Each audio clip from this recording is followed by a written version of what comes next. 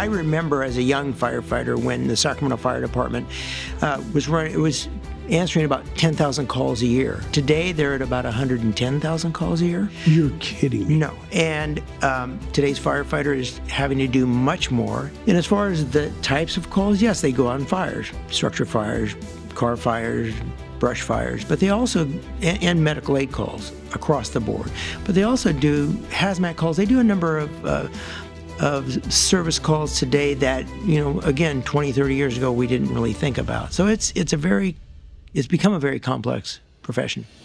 Welcome to the Powerhouse Podcast, presented to you by Sac Life TV. Hi, this is Topo Padilla, and I want to thank my family at Greg Padilla Bail Bonds for sponsoring the Powerhouse Podcast. We are always involved in the community, so if you ever find yourself in need of calling a bail bonds, you can call us at 446-BOND or find us at padillabailbonds.com. Sac Life TV and the Powerhouse Podcast want to thank Mosley Collins for his unwavering support of our podcast that keeps people informed. If you ever need legal help, call Mosley Collins Law at 444-4444. That's all fours for legal help. Welcome to the Powerhouse Podcast. My name is Topo Padilla, your host, where we discuss an array of subjects having to do with our community, our state, and our country. We hope you come away from this podcast with information and insight that will help you as we go about our lives in this great country we live in. Well, today I've got a guest that I'm so honored to have here, somebody I'm just super stoked that I could fit into his schedule, or he could fit into ours. A man I came to know through my two brother-in-laws, retired Deputy Chief Win Latta and Engineer Dave Johnson. They worked with Chief Martinez at the Sacramento Fire Department, and we're going to talk about that fire department and many more things having to do with EMS, first responders, and the state of first responders this day. So thank you, Chief, for being here. I really appreciate it. Thank you for the opportunity. It's my pleasure to be here. And so I just talked about Sacramento Fire, just very briefly. Can you give, the other day we celebrated 25 years of that fire district. Can you tell us about how that worked out? Well, it's interesting because Sacramento is a unique community in many ways when it comes to fire service. In 1983, there was a process started with some of the local fire districts. We've got municipal fire departments like Sac City and Folsom and those places. Then you have a number of fire districts that provided protection for the vast majority of the county of Sacramento. In 83, there was the first few mergers of Arden and Carmichael, and subsequently forming American River. And then when I became fire chief of American River in 1995, the board that hired me had a public-minded vision, and that was to create a regional fire service in Sacramento County, and they were very focused on it.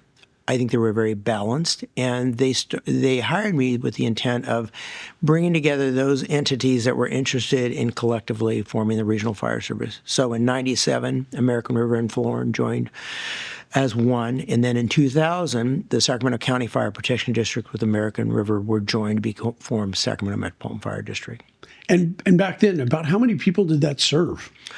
Well, back then, at the time of merger in 2000, about 600,000 plus residents covering almost 400 square miles of the county, including two cities of Rancho Cordova and Citrus Heights.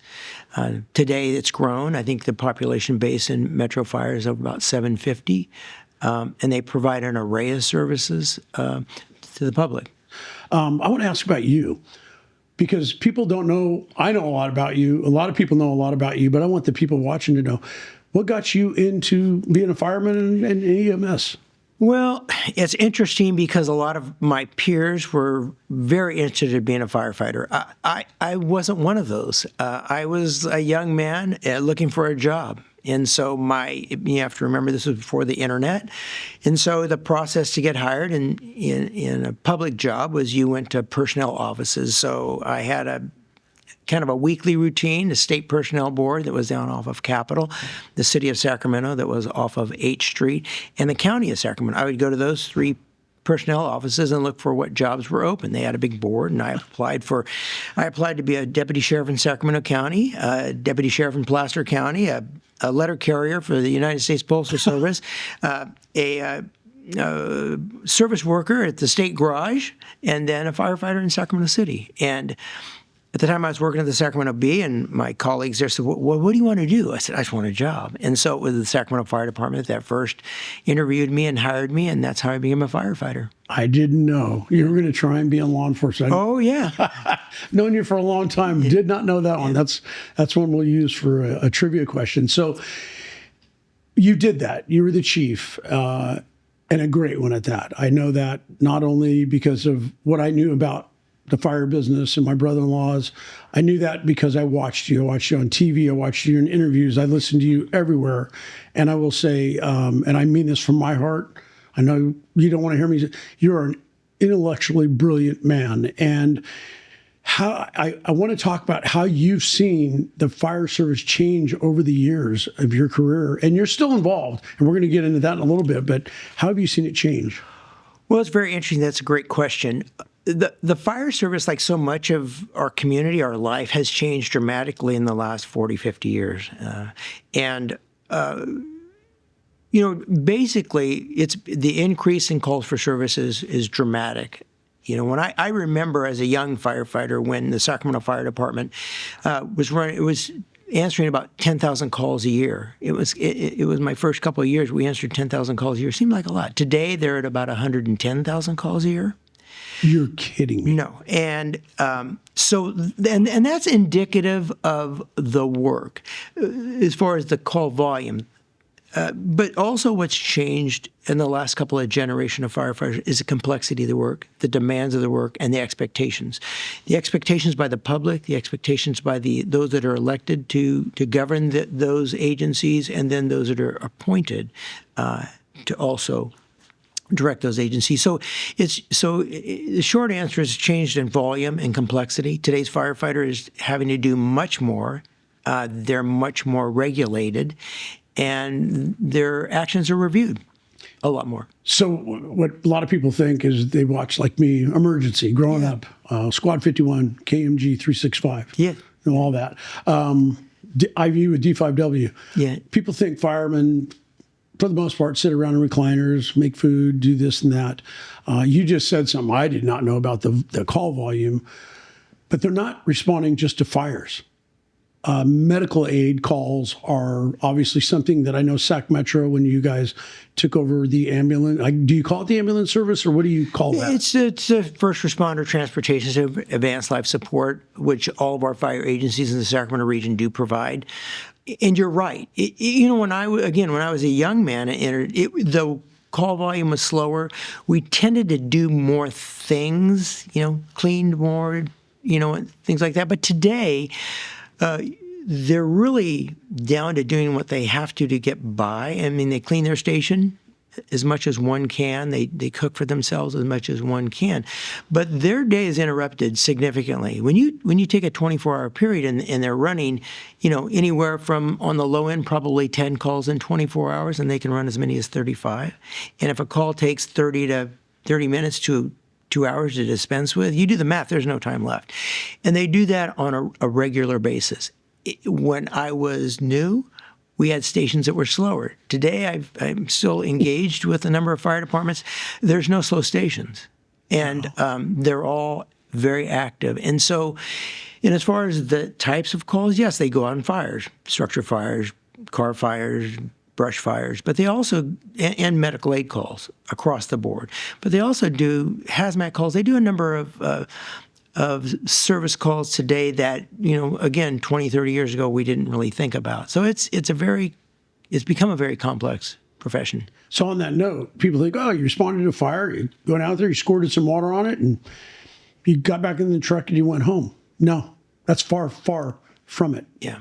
The firefighting part, as a rule, goes pretty quickly. The actual squirting of water, extinguishing the fire, it's the second half. It's the overhaul. It's making sure that the fire is completely out. That takes longer in many cases than the fire itself, because there's a lot of debris removal. And then also, depending upon the type of fire, there's an investigation element, which requires both the suppression firefighters, those who put out the fires, with the investigators systematically working together to making those determinations, and which is important for other aspects of our lives. Why did this fire occur? Was it a mechanical fire? Was it intentionally set, or whatever else in between? And then what also has changed, rightfully so, is the work of a firefighter and the exposure that the firefighters are up against every day. We know today that what's in my time, we use self-contained breathing apparatus in a limited basis.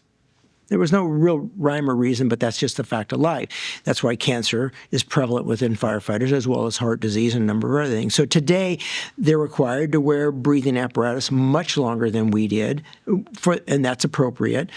But when you wear the breathing apparatus, your production is cut down significantly because it's like everything else. It hampers your respiration. So the work of debris removal takes longer, and we would rarely wear any respiratory protection during debris removal. Today, that's kind of the industry standard.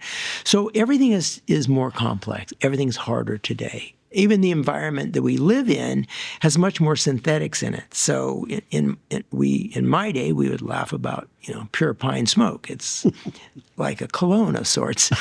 and today, what's burning in residences as well as in businesses is synthetic in nature. A lot of plastics and so therefore hydrocarbons and all these other things are mixed in there. So their work is complex. It's harder. And I mean, obviously, battery-powered cars are the wave of the future. Yes.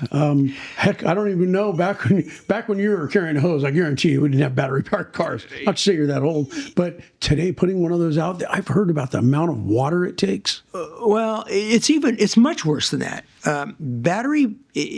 Lithium-ion batteries are great. But they're a hazard. And in fact, I was in Los Angeles for the Los Angeles fires last year. I was doing some work with FEMA and the regional administrator down there. And one of the things I learned was the complexities of complete extinguishment and then subsequently disposal of the remnants of a battery operated, whether it's a power wall in your home or your business, or it's in your car. That is a huge hazard. I have a friend who's in the shipping industry. I'd had some conversation with them on their reluctance to want to put battery-operated devices in the hold of their ship because extinguishing them is not as simple as one would think. In fact, there's a lot of research being done on how to do that and research being done on how to dispose post-fire. So yes, that's just an element of what we see in our daily lives. You just said something. You responded to those fires in Los Angeles, and as I said, you retired many years ago. When did you retire from Sac Metro? Thanks for carbon dating me. I retired in 2005, 20 years ago. And then you went on to serve as fire chief for several other agencies. You weren't looking for something else. You're an Energizer bunny. You're like me. We are nonstop. Mm-hmm. People sought you out to have you come, and I'm saying this because I know this about you, to take their station to the state-of-the-art level, the next level. That's where they wanted you to do it. How many chief's jobs did you do? And again, I know you didn't do it for the pension. I know you did it because it's your passion. First of all, thank you for raising that ladder. Everything I've done since 2005, I've not earned a pension on. I specifically was very clear that I didn't want a second pension. It's personal.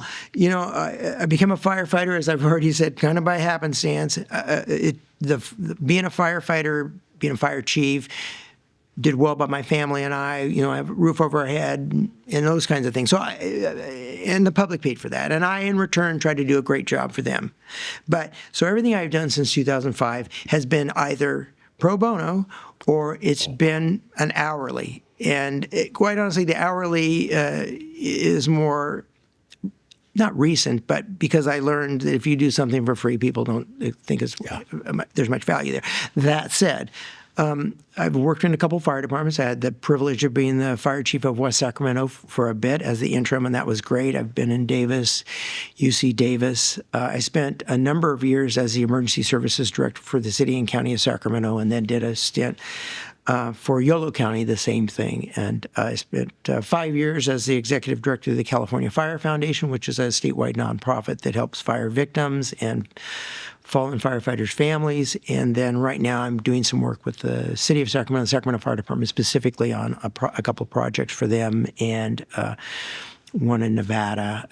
Because of all that, I formed a little company, Ardennis Solutions, just because the things I don't like to do, or what you have to do if you're working for government today, you have to have insurance, you have to do all these things, and that's not me. And so I have some partners that do all the heavy lifting, and I just go in. And most of my work has been just guiding organizations to wherever they were, whatever they were trying to accomplish, or sometimes to reorganize, reformat for efficiencies.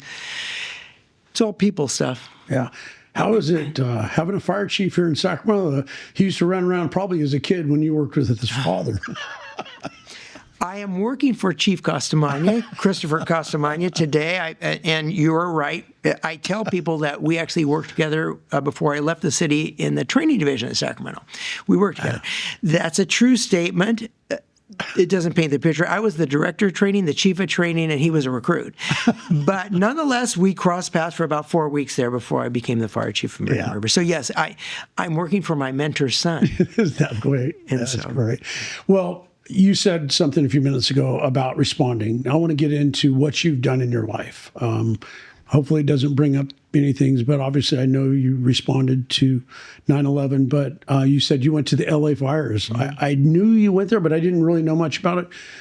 Can you tell our viewers and listeners the work you've done? And this isn't, it is about promoting you, but man, what you've done, the stories you must have, you need to write a book, but 9/11 or the Palisades, whatever you want to go to first, by all means. Well, first and foremost, I think this is probably the thing that's closest to my heart. What I've been able to do is a matter of being in the right spot at the right time. And so I think so many of my colleagues, there was 8 of us that came on as recruits, and one of them retired as a firefighter, one of them retired as an engineer. We're all the same guys, and so I just was in a different position over the course of my career. It just happened to be the right time, the right place. That said, so everything I've done is from that basis. In 1995, actually, in 1992, I joined the Sacramento Urban Search and Rescue Team, which was the primary sponsor was the Sacramento Fire Department. How I got on there was another kind of a stroke of luck and accidental. And so we went to our first big activation was the Oklahoma City bombing in 1995. I had, with my colleague Don Schroeder, we led the team dealing with that. And from that, I went to a few hurricanes back east, and from that, I was one of 3 people selected from across the United States to lead FEMA's Urban Search and Rescue Program. In 2000, we were assembled, and I was a team leader for one of the teams which managed FEMA's on-site response. And 10 months later, we went to the World Trade Center. And so my position at the World Trade Center was managing and facilitating the use of all FEMA urban search and rescue resources that were on the ground at the World Trade Center at 9/11. We had over the course of my 14 days assignment there, probably about 1,200 rescuers from across the United States working on the Trade Center. And very shortly after that, 5 months later, we went to the Olympics in 2002 in Salt Lake, the standby force, and several hurricanes and in tornadoes. And then honestly, I just are a bit of a blur, 2005 Hurricane Katrina, which I was responsible. And you went there. You went to all of these. Yeah, I was 21 days at Katrina on the ground in the state of Mississippi, which didn't have near the press coverage, which was good, but they had this substantially similar damage as Louisiana and New Orleans. We dealt with that, and then I retired that year. To retire, I really thought I was going to retire. That's a hard thing to believe, but and then everything I mentioned earlier has come because someone has said, "Hey, they met me, or they got their name and my number. They'd call and say, "Hey, we have this issue. What do you think? Could you help us?" And I always say yes, and then I end up doing stuff.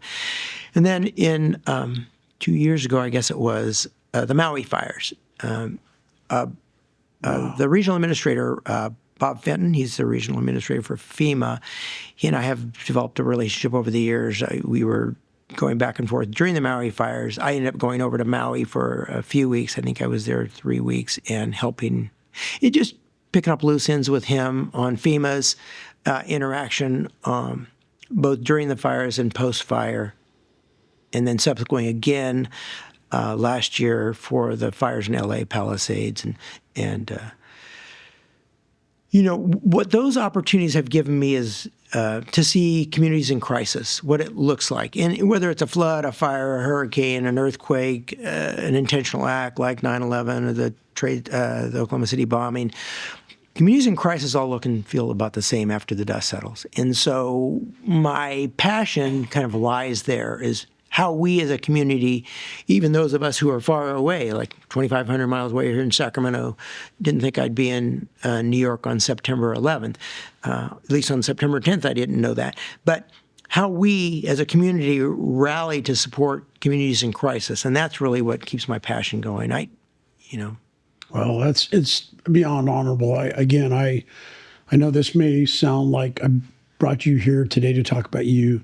I brought you here to expose our viewers and hopefully this country on what a person like you can do. I'm going to go somewhere we may or may not want to go, but I want to talk about Maui and the Palisades. I mean, water. People do not understand. They see a fire hydrant. Oh, there's water in there. Fire truck hook up to fire hydrant and fire hoses. The pressures, the amount of water it takes.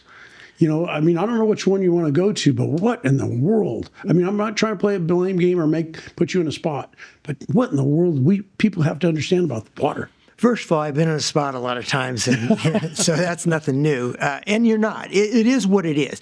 There's such a delicate balance at local government. We say, and I say we, those of us who have been around for a bit, say, all disasters are local, and they are. I mean, the federal government comes in and renders assistance. Sometimes it's just help with funding. Sometimes it'll take years to get that funding, but nonetheless, that's a big help. The state comes in and they bring resources too. Sometimes it's resources you don't have, air asset resource. But the local government is saddled with both the pre and active and then post. What, as a taxpayer, as a homeowner that pays insurance, we get these, we pay our taxes, we pay for our insurance, we pay for our utilities, we pay all those things monthly or somehow. And so we're all sensitive to that. We're all the same, I think, in that respect. Well, what happens is along the way, local government, which by design is providing for your community needs, roadways, water, libraries, parks, police, fire, education, all those things, they're all kind of knitted together. So, various forms of taxes, whether it's sales tax or property tax or some other tax that we pay to support all those activities. So go to your question now on water. Water systems, I mean, it's kind of the chicken or the egg. We need water for our daily life. We need water, potable water. We're fortunate in this country that most, not all, most communities have sound, potable water. Then you need water for ancillary things. Manufacturing. There's a lot of water that certain manufacturers use. Fire protection, more specifically, fire suppression. And so when you get a situation that you had literally the perfect storm in Malibu, we don't have it as much up here. You get strong winds, low humidity, higher heat. And it doesn't have to be 120 degrees. It's just, warm to hot, and you have those three things come together. If you're fortunate to put out that fire, and I say if, it's because it takes a lot of water and takes a lot of people, a lot of equipment. And I think what happened there, and I know enough to be dangerous, they had the environmental situation of low humidity, winds, very strong winds, and fuel, houses. The same thing was in Maui. And so then now you've got firefighters that are they're on their heels. I mean, because their first order of business isn't necessarily putting out the fire. The first order of business is getting people out of harm's way. And so their activity, for the most part, in extinguishment is only to provide a pathway for people to leave and then to start to. So the point is, what happens is, yes, the water system's overtaxed. it's damaged in some respects because as houses burn, you start to get dips in water pressure because there's this free running water, and so it's a cascading event, which then puts us in a situation to where you're behind the power curve. You're overrun, and that's what happened both in Maui and in Southern California. There wasn't enough people, equipment, and water until they could finally get their arms around it.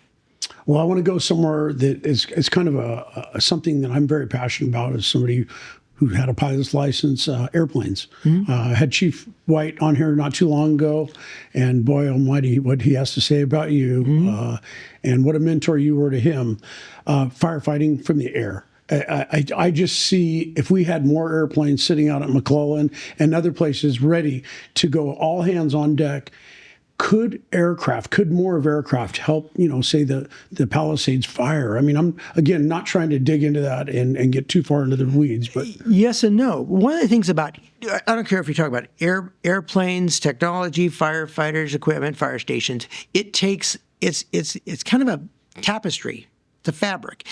And air assets do help in certain conditions, but also down there, as an example, they couldn't fly for a day because of the winds. Right. And so they're grounded. And so boots on the ground.